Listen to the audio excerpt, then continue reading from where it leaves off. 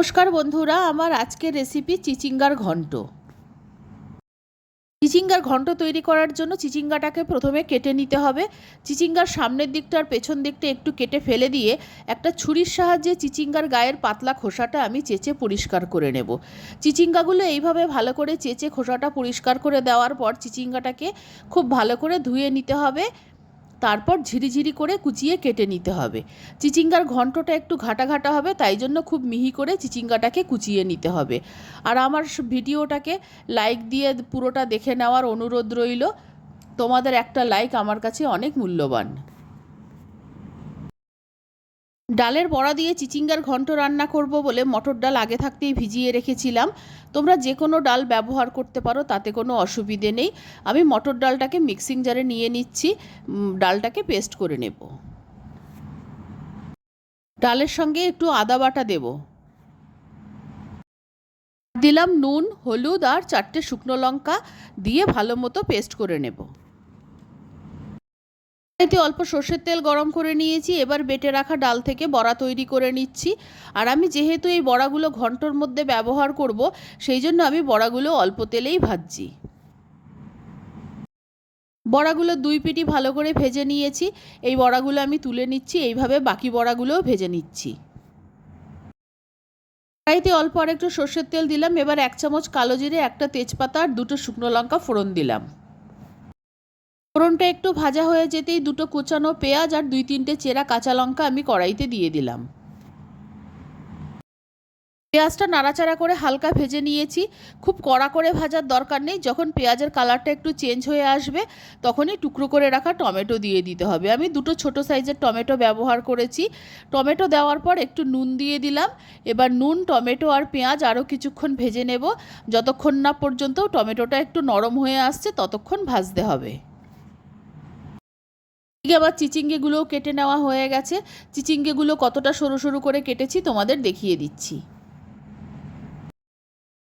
টমেটোটা বেশ খানিকটা নরম হয়ে গেছে। এবার চিচিঙ্গাগুলো দিয়ে দেব। চিচিঙ্গাই আমি কড়াইয়ের মধ্যে দিয়ে দিলাম। 1/2 চামচ হলুদ দিয়ে দিলাম। রান্নাটা একটু ঘাটা ঘাটা হবে, তাই ডালের মিক্সিং জারটা ধুয়ে আমি 1 কাপ মতো জল দিয়ে দিলাম। আর চিচিঙ্গা থেকেও বেশ খানিকটা জল বেরোবে, তাতেই রান্নাটা হয়ে যাবে।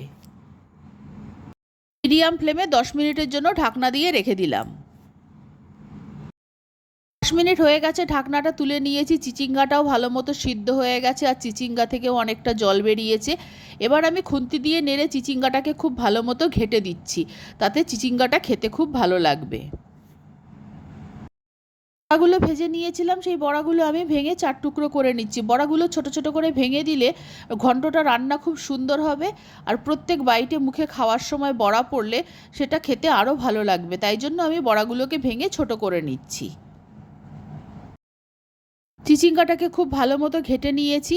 এবার স্বাদটা ব্যালেন্স করার জন্য অল্প একটু চিনি দিয়ে দেব।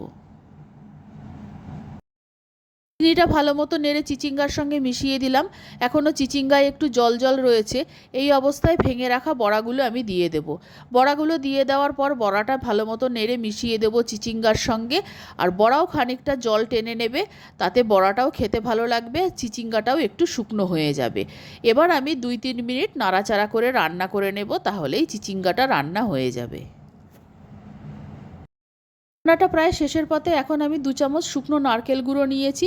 এটা চিচিঙ্গার মধ্যে ভালো মতো ছড়িয়ে দেব। ছড়িয়ে মিনিট 2 নাড়াচাড়া করে নামিয়ে নেব। তোমাদের কাছে কাঁচা নারকেল থাকলেও সেই নারকেল কুড়িয়ে ব্যবহার করতে পারো। যদি শুকনো বা কাঁচা নারকেল কোনোটাই না থাকে, স্কিপ করতে পারো, কোনো অসুবিধে নেই। এই নারকেলে শুধু স্বাদটা একটু বাড়াবে। আমি এবার নাড়াচাড়া করে নিচ্ছি, তারপর নামিয়ে নেব। রান্নাটা হয়ে গেছে, নুন, ঝাল, মিষ্টি সবই ঠিক আছে। এবার আমি নামিয়ে নিচ্ছি।